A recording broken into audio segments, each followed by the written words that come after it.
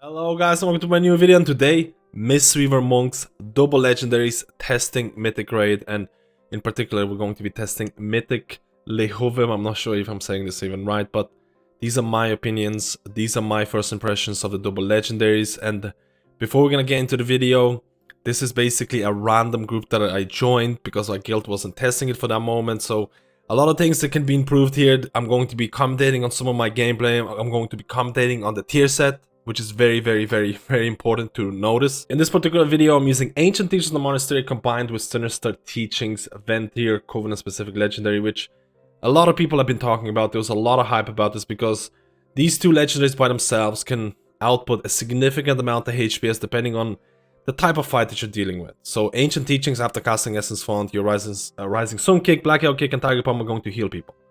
And this works really well on these type of rot fights. You can see here, without talking too much about legendaries, you can see I activated my force set. So I'm using double legendaries, Ancient Teachings of the Monastery with Ventier specific legendary, which technically can provide insane amount of HPS with the force set and 2-set bonus. The 2-set bonus makes your Essence Font a little bit stronger, nothing too fantastic. The 4-set bonus is something that I really want to talk about, because after using Thunder Focus Tea, which you're probably using it on cooldown right now if you're playing Mistweaver, using it on Rising Sun Kick to extend your HOTS because you're running Rising Mist talent and things like that. But with the 4-set, there's a lot more thought, and you'll see me fail this multiple times because I'm so not used to it right now. After Thunder Focus Tea is used, you're going to place a rune. The rune is right here. You can kind of see it. It's actually bigger than it seems. You can stand at the edges and still get the buff. This is the duration of the buff. And while standing this rune, your healing is going to be increased. Only healing, no damage increase whatsoever, which is the big, probably the sore point of a lot of players who are playing Mistweaver. We need more damage rather than healing. But this rune made the game, or the class itself, a lot more complex. And this is very much necessary to a healer. Let's be honest, anyone who plays Mistweaver Monk right now, they know that Mistweaver is probably one of the easiest healers to play. I'm not saying it's the easiest healer to master because it requires a lot of practice, because you have to micromanage your mana, you have to use Yulon properly. But there are memes out there where you have Mistweaver doing Guardian and Sanctum of Domination without any raid frames, and they're outputting 20k HPS. Mistweaver is a healer that a bunch of your heals are smart heals. Your Essence Font, your Renewing Mist is gonna jump from a target once it reaches 100% HP. So that means when you're using Vivify, there is a high chance that the cleaving that happens to Renewing Mist targets, they're still gonna get a full potential of the heal. Refreshing Jade Wind just requires you to stand there. So there's a lot of concepts to Mistweaver that are relatively simplistic, and I feel that the 4-set bonus, even if I don't like it that much, it makes you think more. And I think that's a good thing. Adding complexity to this class, I think, is important. So this is the first part of the fight. This is going to be the big HPS check. You need to kill this guy before he's going to do a bunch of AoE damage. So what I'm doing, I'm activating my Mana Tea in Yulon. I'm casting Enveloping Mists. You can see on my grid too, these little icons showing the people that have Enveloping Breath on them. This is the whole concept of the Mistweaver class. This is not something new. This is just something that people need to learn how to use, because using Yulon with Mana Tea is extremely important. And then when Mana Tea expires, you want to get Innovate, but you probably won't get Innovate because this is a random group and I didn't really ask for it. But if you can't get Innovate, it's insane. So I'm just hard casting Enveloping Mist on people, applying Enveloping Breaths around them. Enveloping Breath is going to heal people, and it's also going to increase your healing to them. So it's really a win-win situation. So I'm casting as many Enveloping Mists as possible, hard casting them because I want to spread them as much as possible. I was hoping to get Essence Font in basically at the very end of Mana Tea, but I think the GCD, I think I just did it or very close to it. So this is a sample burst of a Mistweaver Monk, and this is the first type of healer check in this mythic boss. You can see here it's around 1 minute. I use my revival here, and the main reason I use revival because it seems throughout the bosses in the new raid there's a lot of these 2-minute healer requirements. And this boss is a prime example of this because there's going to be another healing phase in around 2 minutes or so. And I wanted to see if I can get my revival cooldown reduced by using Rising Sun Revival, Conduit and things like that, by using Rising Sun Kicks. So this is all testing. This is far from optimal gameplay. You can see my Yulon is still active, but I can't really cast a lot of Enveloping Mist because I'm just going to run out of mana. Hindsight 2020. This boss is like 10 minutes long. There has been a lot of guilds who killed it It's 10 minutes, maybe 12 minutes long. I did not anticipate this, and my mana consumption was far from what it should have been. If I knew this was going to be like a 12-minute boss fight, I would have been much more careful with using my Essence Font, much more careful with using my Refreshing Jade, because that's how you're going to run out of mana. My expectation of Mistweaver in the new raid, again, they are pretty beefy HPS. They can provide a lot of HPS. So this is the boss that does the frontal, and then everyone's going to get, a lot of people are going to get these stars that you need to drop.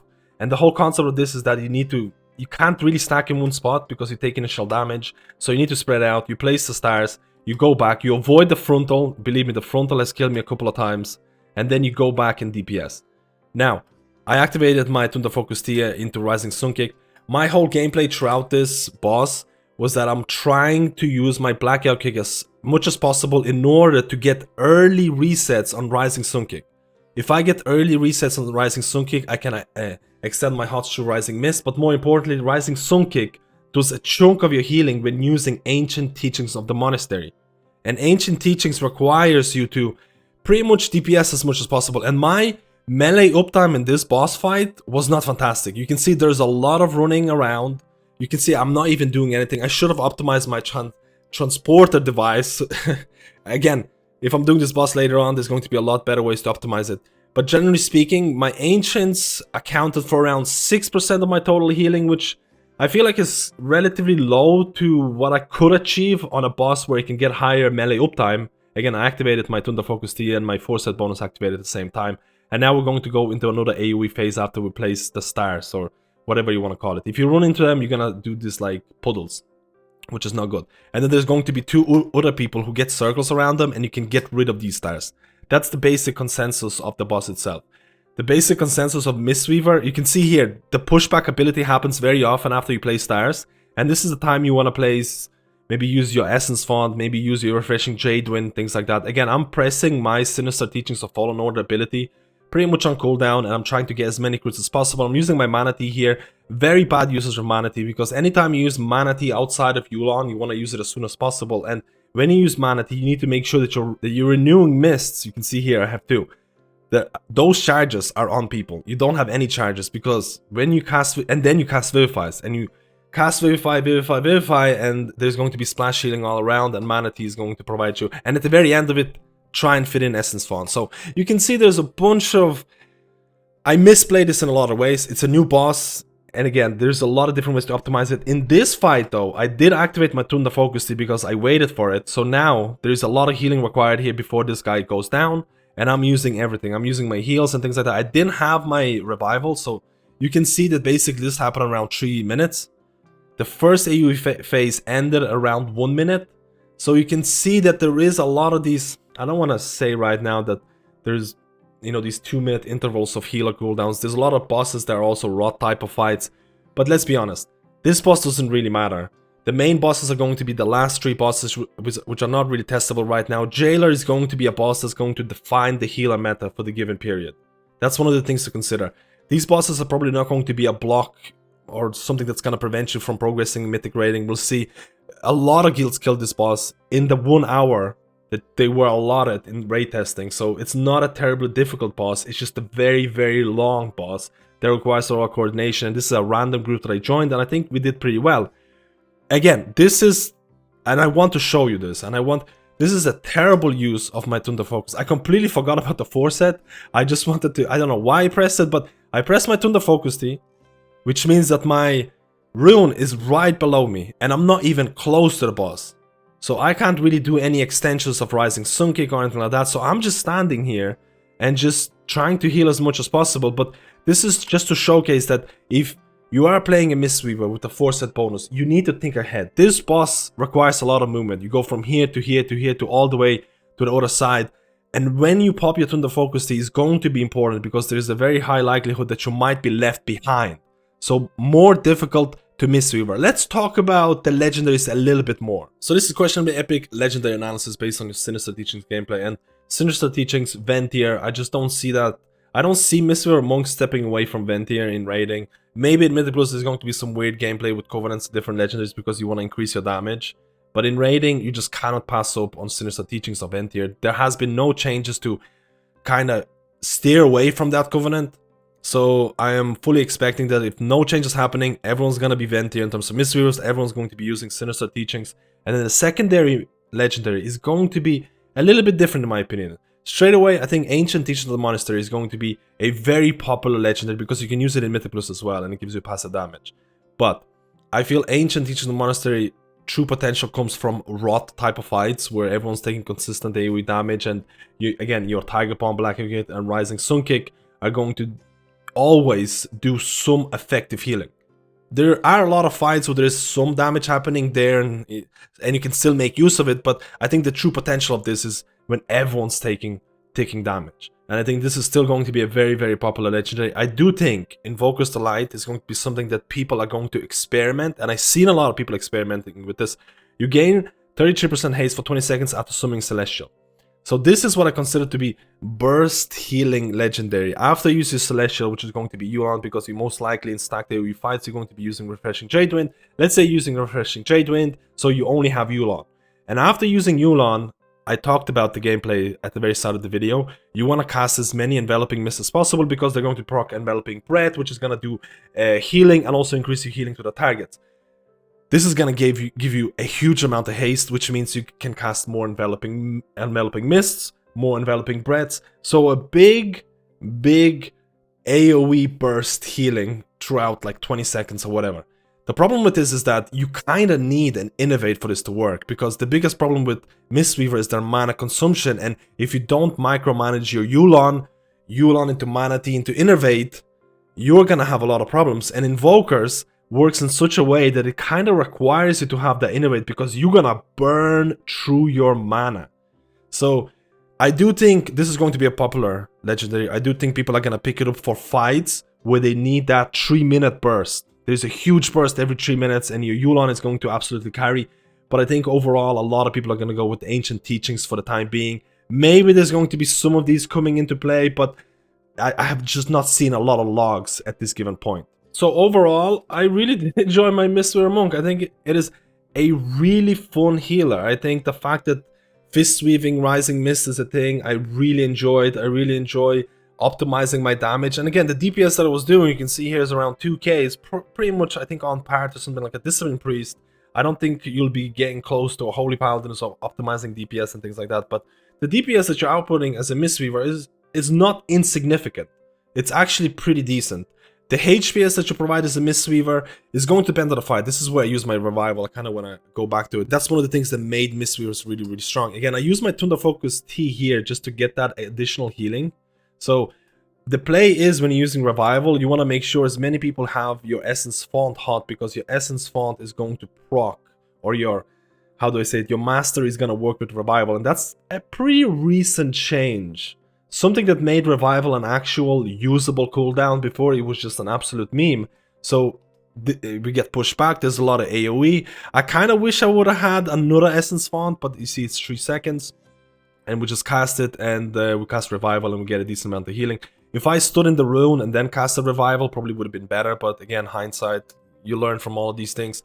So I think Mistweaver is an extremely fun healer. It's still a healer that I want to main, but I do see the downsides of progressing high-end Mythic raiding. I do see the potential of the damage reduction cooldowns. I think Spirit Link, the fact that Resto Shaman tier set reduces the cooldown of your totems, and you can get your Spirit Link more often, your Healing Tide more often. I still see the huge potential of damage reduction cooldowns. But I really like my Monk. I really like Fist Weaving. I really like Ancient Teachings of the Monastery. I know there's a lot of downsides to Ancient Teachings because it requires you to cast Essence Font. As you can see here, after I cast Essence Font, I have a specific period of time where I can do damage and it's going to heal people. So there is a lot of GCDs in this gameplay. You're going to be pressing buttons all of the time, especially with Ancient Teachings of the Monastery. Like, you're going to be doing something at all times, which I honestly feel is a good thing. What I kind of missed out on is maybe they could have increased the tier set to do more damage to make it more viable in Mythic Plus, but this is a raiding video. I think in raiding video I have to talk about mainly the raiding potential, and this is probably going to be a wipe pretty soon, but this is another AoE phase. Again, this happens at 4 minutes. The boss is 48%. This is like a 10-minute, 12-minute fight. If I knew this was like a 12-minute fight, or if I prepared for it, if I knew that we actually got that far, I would not use Refreshing Jadewind as much, I would not use Essence Font as much. There's a lot of ways to improve your mana as a Mistweaver. A lot of people, and the biggest issue that I see with new Mistweavers, and including myself sometimes, is that I'm not optimizing my mana. I'm using too many spells, too many expensive spells like Essence Font, Refreshing Jadewind, and you're not optimizing your Yulon. Yulon is such an ability that can literally drain your mana, and if you don't have that Innovate, you will not make the potential of the whole length of Yulon, because Yulon is such a long buff, and you just can't make use of it. You'll see me throughout this video again where I basically just don't use Yulon, or if I do use Yulon, I only use it with Mana Tea, and then when Mana Tea expires, I just leave it, because I don't have the mana for it. So that's something for a lot of new healers who are stepping into Mistweaver. They're watching this video and they're like, should I play Mistweaver for next patch? You should. It is a really fun healer. It's still looking like the HPS king. Especially if the fights are going to be rot type of fights where your Ventier Fallen Order ability can do a lot of healing. And again, this is basically the whole fight right now. But just to talk about it, you'll notice rot type of fights with Ventier, Fallen Order, with your Ancient Teachings. You're going to be doing a lot of HPS. You're going to be doing a decent amount of damage. So you tick the 2 boxes out of the 3 boxes that make healers extremely strong. You're missing the damage reduction, but it's still a very fun healer. The 4 set could be improved, but it makes the class more complex, which is good in my opinion. I wish there would be a couple of more changes. And I'm looking forward to try out Mythic plus Mistweaver Monk, where I'm going to try and optimize DPS, because that's what they're lacking at this point. Let me know how you feel about this video. Let me know how you feel about Mistweavers. Are you thinking about maining Mistweaver at 9.2? Did this video help you in any shape or form? If it did, leave a like and subscribe, and I'll see you in my next video.